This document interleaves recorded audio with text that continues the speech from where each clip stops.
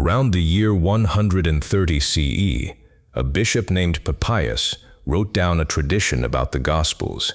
His informant, an unnamed elder, passed on what he had been told about their origins. Mark, he said, had been Peter's interpreter and wrote down what he remembered of Peter's preaching. Matthew had compiled a collection of Jesus' sayings. That fragment is the earliest external testimony about gospel authorship. Papias' own book is lost, preserved only because a later bishop, Eusebius, quoted it 2 centuries later. But here is the puzzle beneath that fragile chain. Open any gospel, Matthew, Mark, Luke, or John, you will not find, "I, Matthew, write this," anywhere inside the text. None of the 4 names its author.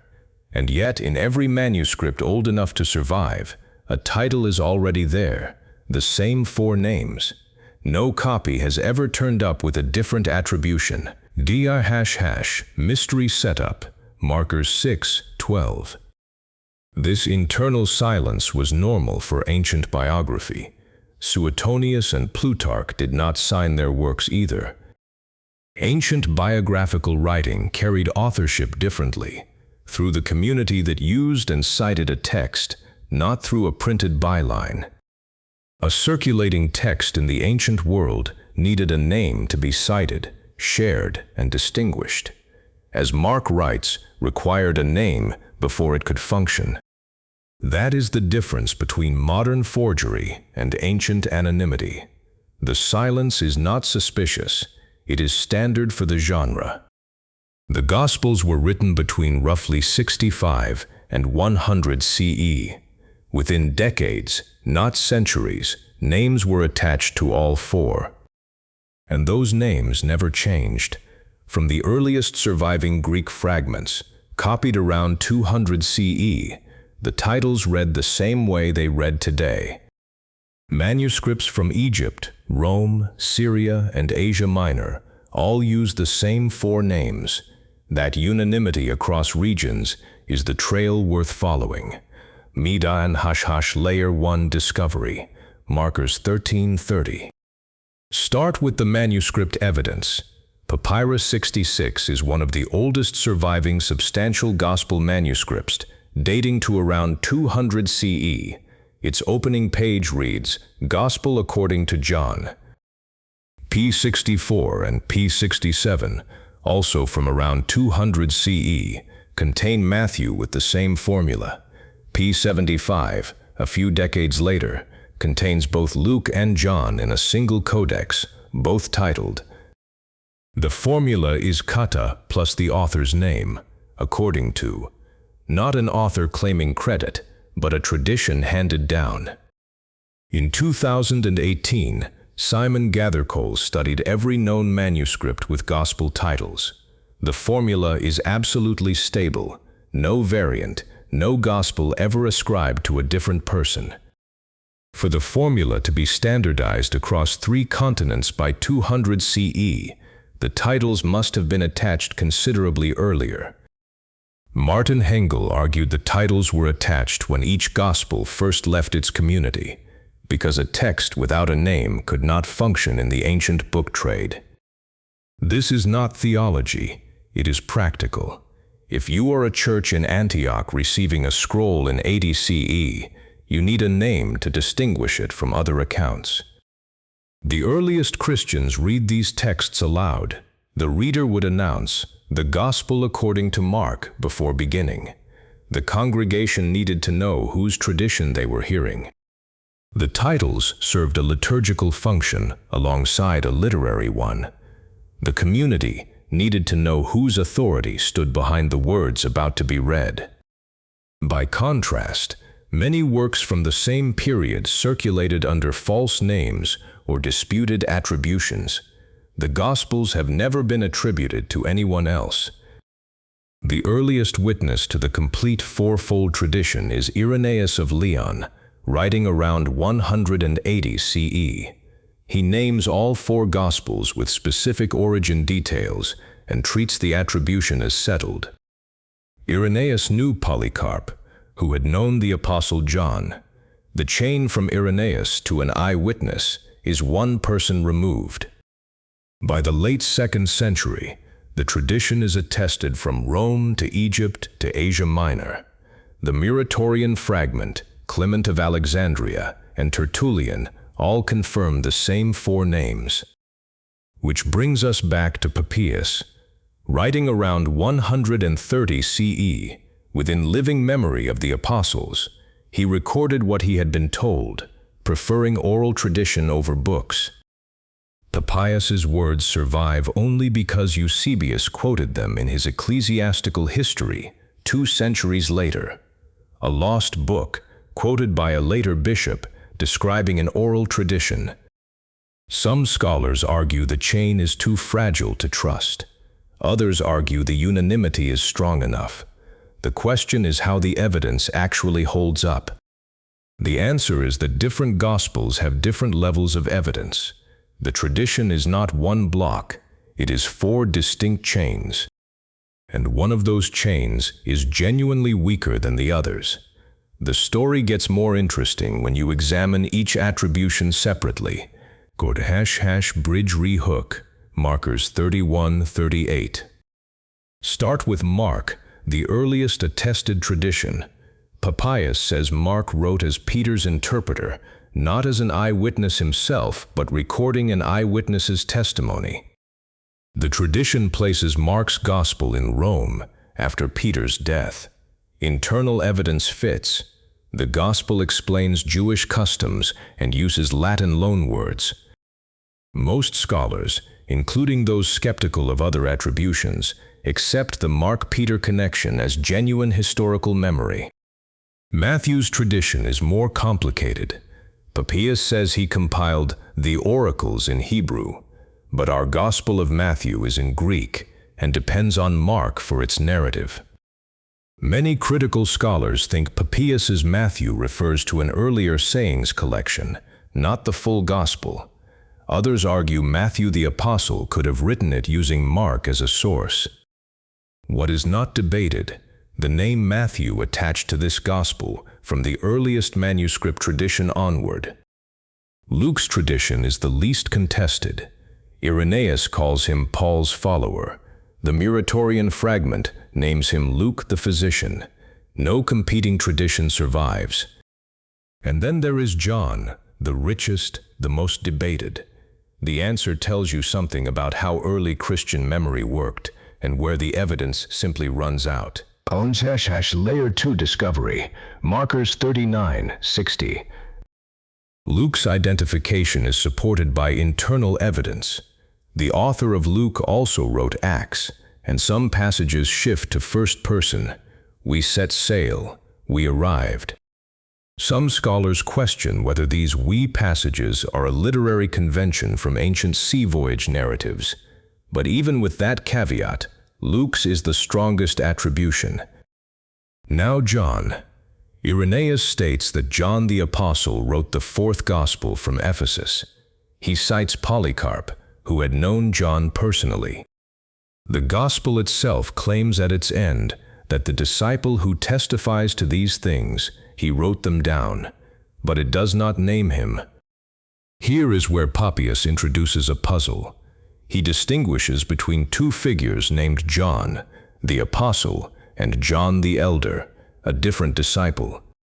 This has produced 3 scholarly positions: apostolic authorship, John the Elder, a mediating view, and the critical position, an unknown figure from the Johannine community. Richard Bauckham has argued for John the Elder, a direct eyewitness to Jesus, but not one of the 12. The beloved disciple in this view is this John. What unites all 4 Gospels is the direction of the evidence. The tradition does not become more detailed over time. It is already present in the earliest witnesses. Other Gospels, Thomas, Peter, Mary, never received the same stable attribution across wide geographic regions. Gathercole's manuscript study shows the titles were already authoritative before our earliest copies were made, pushing the attribution to the early 2nd century at latest. Hengel argued the titles were necessary from the moment each gospel circulated beyond its origin. They represent the community's own knowledge of whose tradition they carried. Not certainty about every detail. The Johannine question remains open, but a community process of identification early enough that the names were never doubted. The names are not there because a council voted on them in the 4th century. They are there because the communities that transmitted these texts knew which tradition they carried. When you read the Gospel according to Matthew, you read the same attribution a Christian in Antioch read in 150 CE, in Rome in 180, in Alexandria whenever they unrolled the scroll. The chain is fragile, a lost book quoted in another book, manuscript fragments from Egyptian sand, but that fragility is the texture of real historical knowledge, revelation, Markers 54:68. So where does this leave us? The Gospels do not name their own authors, normal for ancient biography. By 200 CE, all 4 carried the same titles they carry today. Papias knows a tradition by 130. Irenaeus names all 4 by 180. The manuscript titles are standardized by 200. The evidence is unanimous, widespread, and early. But unanimous is not the same as certain. The Matthew tradition contains an ambiguity. The Johannine question is genuinely open. The honest conclusion: the tradition is early, stable, and unanimous, but not equally strong for all 4. Mark and Luke are strongest. Matthew has ambiguity. John has a live debate. This is not a failure of evidence. It is what you expect from texts in a world where authorship functioned differently, where community knowledge mattered more than a signed byline.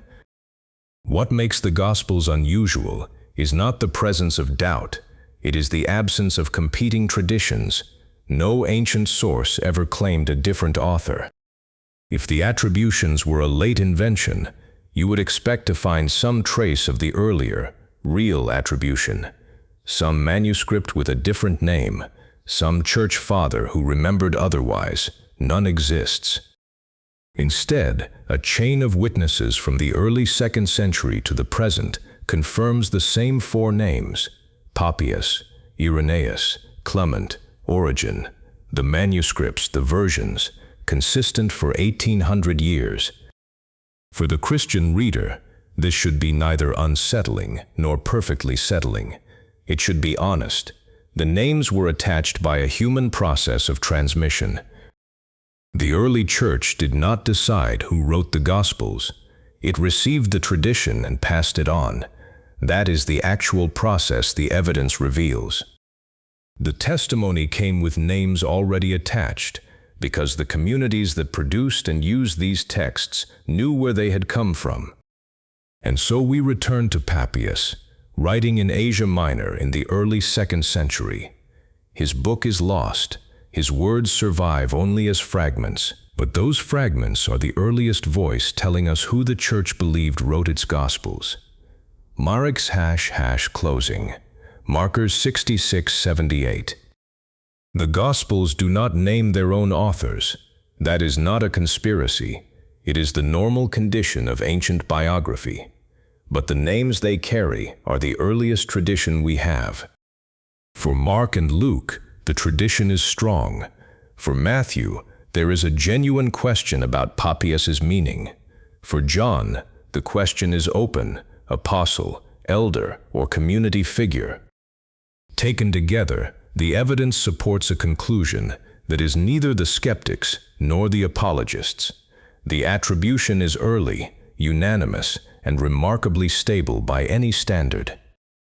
The chain is fragile, a lost book. Oral tradition written down 2 generations later, manuscript fragments from the Egyptian desert. That is what 1900-year-old evidence looks like.